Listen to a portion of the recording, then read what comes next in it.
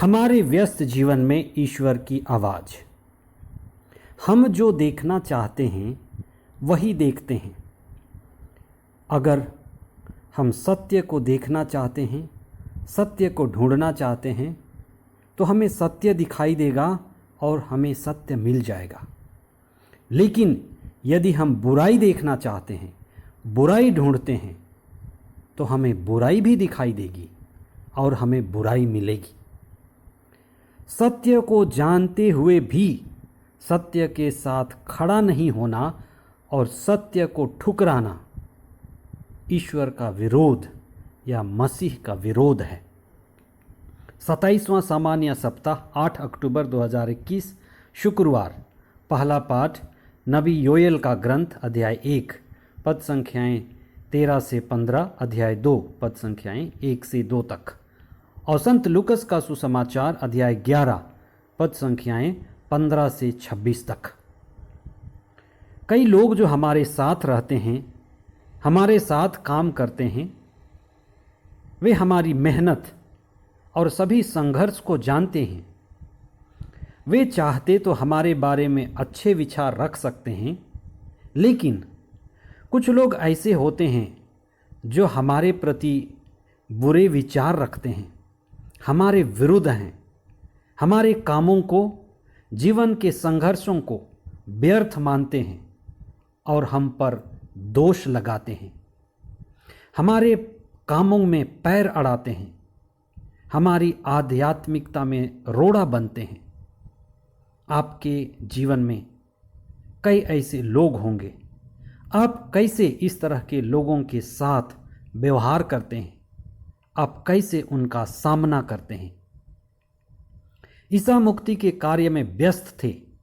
वे चिन्ह, चमत्कार व चंगाई के साथ अपदूतों को निकाल रहे थे, लेकिन कुछ लोग जो उनके विरुद्ध थे उन पर दोष लगाए। ईसा की शिक्षा सत्य पर आधारित शिक्षा थी और उन्होंने चिन्ह, चमत्कार और चंगाई के द्वारा अपदूतों को निकाला। ईश्वर की उपस्थिति का यह लक्षण था। ईसा को दोष ठहराने वाले सत्य से बहुत दूर थे। न ही वे सत्य की खोज में थे या सत्य पाना चाहते थे। वे पवित्र आत्मा से वंचित थे, पवित्र आत्मा के ज्ञान से अनभिज्ञ थे, आत्मा के कार्यों के प्रति वे अंधे थे। वे ईसा को ईश्वर के पुत्र स्वीकार करने के लिए भी तैयार नहीं थे और ईश्वर की कृपा व मुक्ति से वे वंचित रहे। ऐसे लोगों का सामना आए दिन हमारे साथ होता है। आप ऐसे लोगों के लिए प्रार्थना करें कि उन्हें सद्बुद्धि मिले और अपने अच्छे कार्य को जारी रखें, क्योंकि बहुत बार संघर्ष में ही हमें ताकत मिलती है। बहुत बार इस तरह की चुनौती में ही ईश्वर हमारा मार्गदर्शन करते हैं और हमारा विश्वास बढ़ता है। सुसमाचार के मुख्य अंश। ईसा ने किसी दिन एक अपदूत को निकाला। कुछ लोगों ने कहा, यह अपदूतों के नायक बेलजबूल की सहायता से अपदूतों को निकालता है। उनके विचार जानकर ईसा ने उनसे कहा, जिस राज्य में फूट पड़ जाती है वह उजड़ जाता है और घर के घर ढह जाते हैं। यदि मैं बेलजबूल की सहायता से अपदूतों को निकालता हूं, तो तुम्हारे बेटे किसकी सहायता से उन्हें निकालते हैं? यदि मैं ईश्वर के सामर्थ्य से अपदूतों को निकालता हूं, तो निस्संदेह ईश्वर का राज्य तुम्हारे बीच आ गया है। हम जो देखना चाहते हैं वही देखते हैं। या तो हम अच्छाई देखना चाहते हैं या बुराई देखना चाहते हैं। जो भी हम देखना चाहते हैं हमें वही दिखाई देगा। सत्य को जानते हुए भी सत्य के साथ खड़ा नहीं होना और बुराई का साथ देना ईश्वर को ठुकराना है। यही मसीह विरोधी कार्य है। अपदूतों को निकालना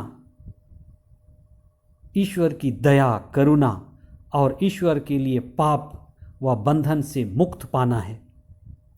अपदूतों का निकालना एक महान चिन्ह था कि उस व्यक्ति में जो अपदूत से चंगा हो गया है, ईश्वर की उपस्थिति आ गई है। वह शांति और चैन का अनुभव कर सकता है। उसके परिवार और उसके संबंधियों के लिए एक नया सवेरा आ गया है। जीवन की नेक नई शुरुआत हुई है। लेकिन कुछ लोग जो प्रकाश में नहीं हैं, जिस पर अंधेरा का प्रभाव है, वे दोष लगाकर ईश्वर के राज्य और उसकी उपस्थिति के प्रति अपनी आंखें बंद रखते हैं।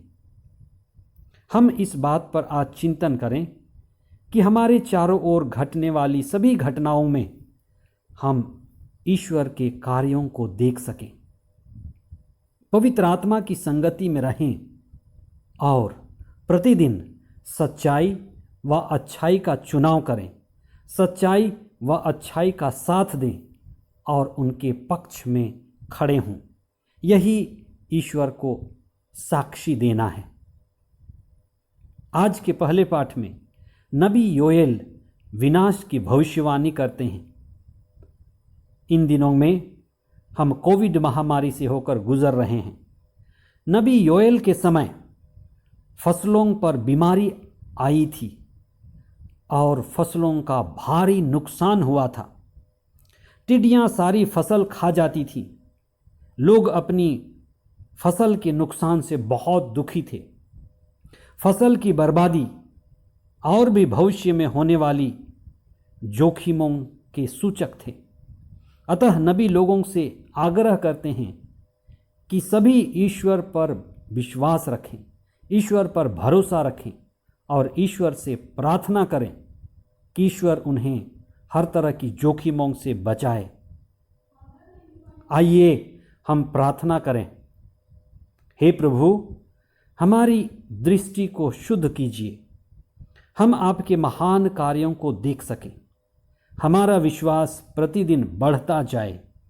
दुख, बीमारी व महामारी में आप हमारी रक्षा करें।